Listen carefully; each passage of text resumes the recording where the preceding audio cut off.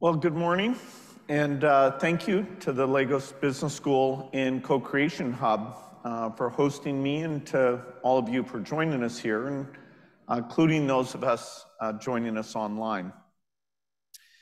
Because of the pandemic, it's been a long time since I've been in Nigeria. It was all the way back in 2018, and the topic then was directing the country's resources to invest in the future growth.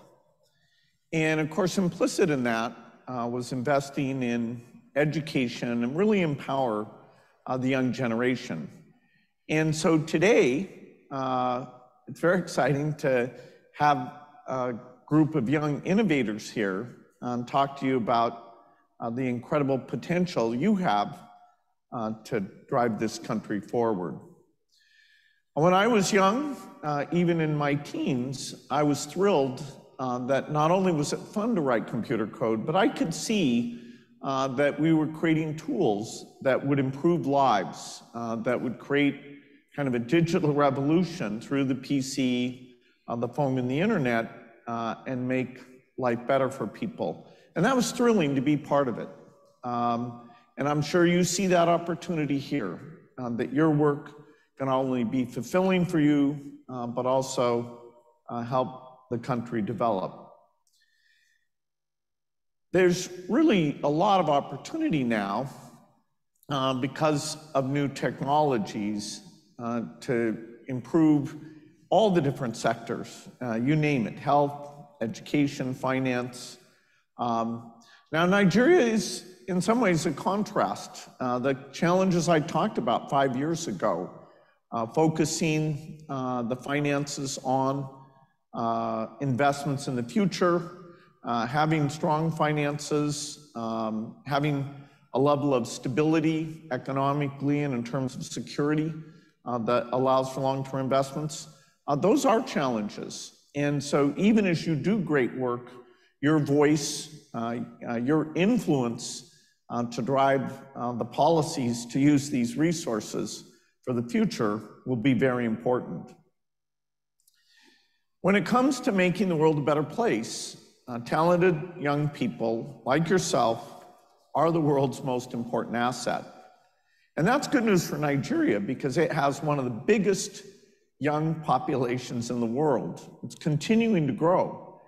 And that represents, with the right investments, a lot of incredible skills and passion to tackle these tough problems. Yesterday, I had a chance to meet with some very impressive Nigerians who our foundation has been partnering with on health challenges and agricultural challenges. I met scientists who are doing great works with seeds, figuring out how to make the equivalent of fertilizer far less expensive, and really helping farmers raise their productivity quite dramatically, even in the face of climate change, which makes all of agriculture more difficult.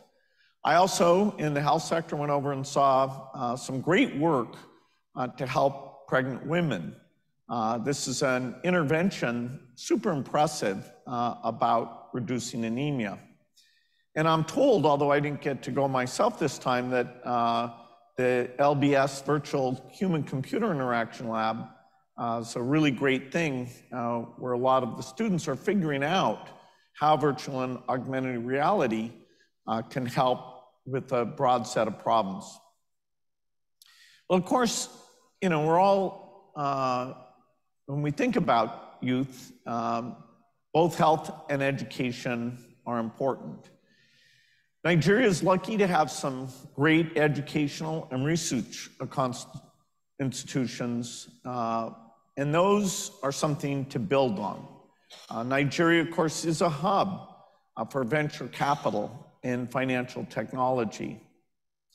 And the world is innovating, and so it'll be a great combination of domestic innovation and global innovation that comes together to improve lives in Nigeria. We can have ambitious goals for reducing infectious disease, including malaria, We can have ambitious goals for improving the health of mothers, getting food to be more nutritious so that all the children in the country achieve their full mental and physical capability. We can give women more options, better contraception, their own financial accounts, many things to empower women.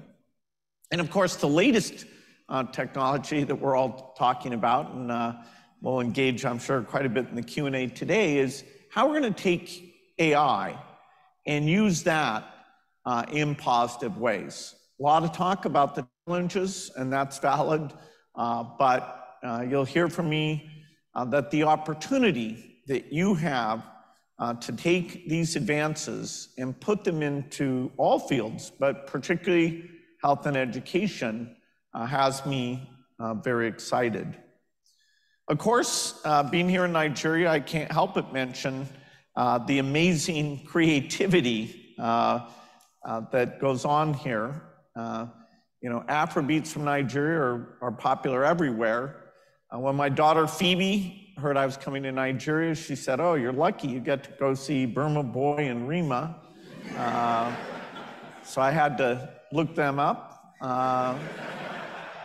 because I'm so hip. But I also remember the last time I was here, I did get to see Davido and WizKid perform, and I was quite impressed with that. So my kids think I've come to a very hip place. And of course, the music may be the most visible, but broadly across all cultural areas, whether it's authors or movies, Nollywood, there's some great work going on. And it's a significant industry. So that, it's great, particularly here in Lagos, to have that leadership. So across many areas, the creativity and entrepreneurship really is why I'm optimistic that despite huge challenges, Nigerians will have a great future and bring wonderful things to the world. Now, talent and determination will be key to reduce the big equity gaps in this country. One example of that is what's going on with the digital financial tools. That's an area our foundation works in places like Kenya and India and many others. We've gotten that digital finance capability out so that women have their own savings account. The fees are very low, very efficient access to government benefit programs. And of course, we're seeing that same phenomena of digital finance take place here. You've got new apps that weren't there a few years ago. They are scaling up. But so far, we haven't managed to get those up to the north. We haven't managed to get them to women. And so there's this rural-urban divide in terms of accessing those tools. And yet, in some ways, the benefits to those who are the poorest are the most profound. And so there's work to do. We've got a foundation, but we have to scale it out to everyone. So that's a great example of keeping in mind reducing inequity, even as we drive very positive innovations. There'll be investments, the quality of the internet connections, the number of agents for cash in, cash out, making sure the digital ID system scales up and is used broadly. Plenty of clear actions that our foundation is proud to partner with entities here to drive those forward. Of course, it's in health that we see the most dramatic gaps, but also in education. If you look across the country, a mother's chance of surviving childbirth or the chance for a child growing up healthy varies quite dramatically. In some Nigerian states, women giving birth have great assistance. If they have challenges, they can get to high quality care. But in many other states, over 90% of the women deliver at home, and if there's challenges, they don't have access to the life-saving care. And so these inequities, the inequities of location, the inequities of gender, these are opportunities to really understand what those are and change them.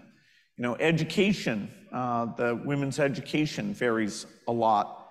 In fact, there are states where the majority of women don't have great education.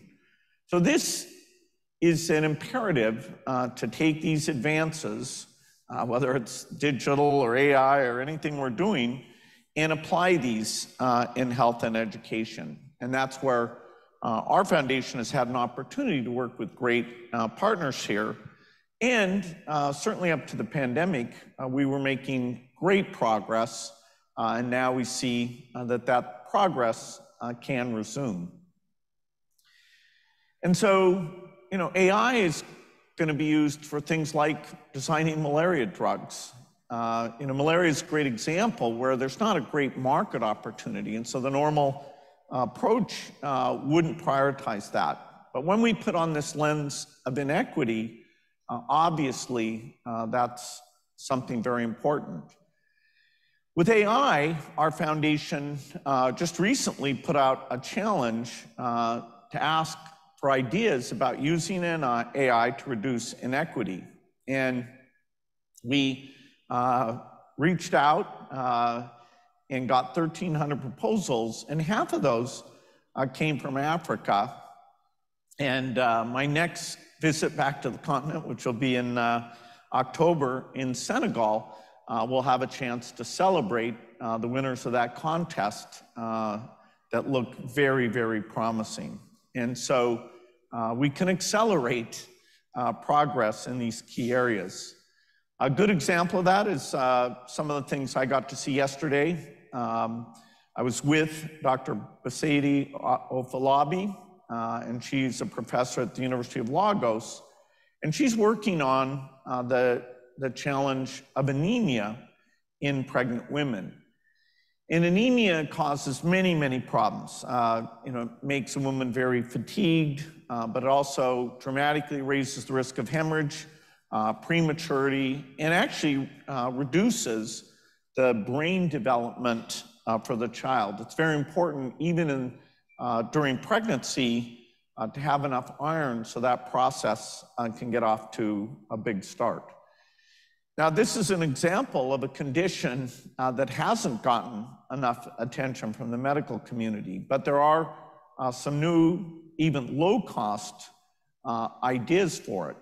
In the past, anemia was treated by daily vitamins, but that simply doesn't work in moderate anemia or severe anemia.